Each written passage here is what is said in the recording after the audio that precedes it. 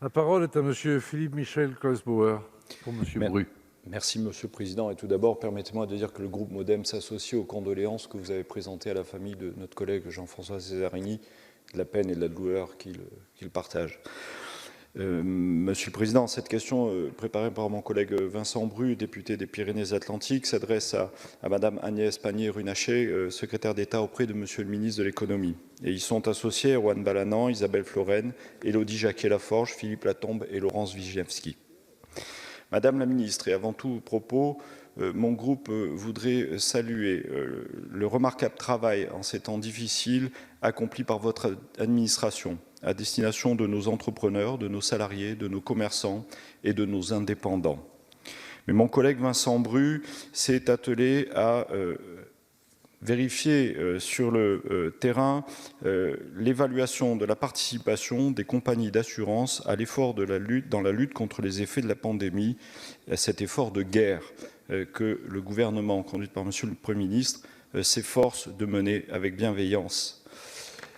Après plusieurs échanges avec l'Union des métiers et des industries hôtelières, par la voix de son président Roland Aiguille, avec les présidents des chambres consulaires, la fédération départementale du BTP des Pyrénées-Atlantiques, avec de nombreux commerçants, il est apparu que très nombreux étaient ceux qui s'étaient entendus répondre une non-compensation par les compagnies d'assurance des pertes d'exploitation liées à l'épidémie.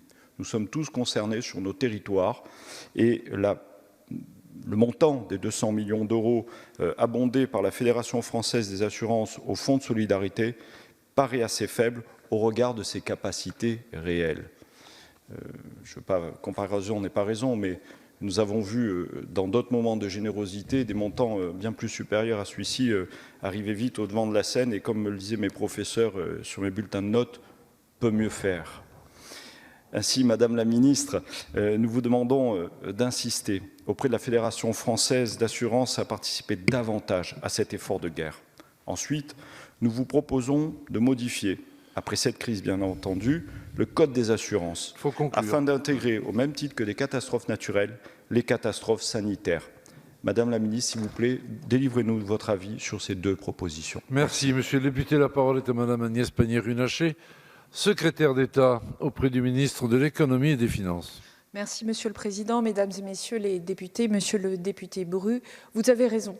Dans ce moment particulier, chacun, entreprise, particulier, industriel, doit participer à cet effort de guerre et cet effort de lutte contre cette crise sanitaire. Et c'est ce que nous attendons du secteur des assurances. Alors, évidemment, reconnaître aujourd'hui l'état de catastrophe naturelle n'aurait qu'une portée modeste, puisque la moitié seulement des entreprises sont prémunies dans leur contrat d'assurance contre la perte d'exploitation, et vous imaginez bien que ce sont souvent les plus structurées, les plus grosses, et donc pas nécessairement celles qui en ont le plus besoin. C'est pour ça que nous avons demandé aux entreprises des assurances d'apporter une contribution au fonds de solidarité qui est, lui, est dirigé vers les très petites entreprises, celles qui en ont aujourd'hui réellement besoin. C'est pour ça aussi que dans le sens que vous indiquez, nous continuons à travailler avec le secteur des assurances pour qu'elles continuent à assurer de très petites entreprises qui ne seraient pas à date en capacité de payer leur contribution à leur contrat. Parce que rien ne serait plus délicat qu'elles ne perdent le bénéfice de cette assurance alors même qu'elles sont en difficulté. Ce serait ajouter des difficultés à des difficultés.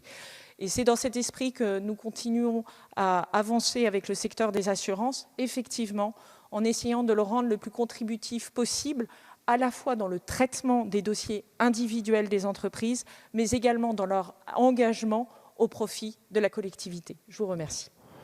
Merci, Madame la Ministre.